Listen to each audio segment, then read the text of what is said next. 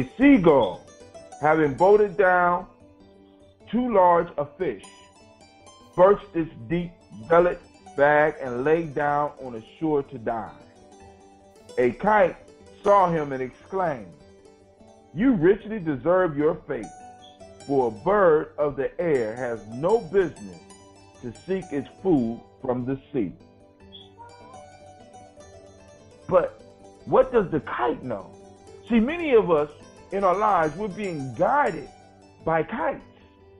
Many of us in our lives, we are following the advice of kites, of kite-like people, empty beings that have been put together by somebody else, who is being pulled by that's being pulled on a string that's in the hands of somebody else, that's telling you that what you're doing in your life is the wrong thing. Y'all need to stop listening to these kite niggas. I'm just trying to let y'all know. I'm just trying to, that's my take on it.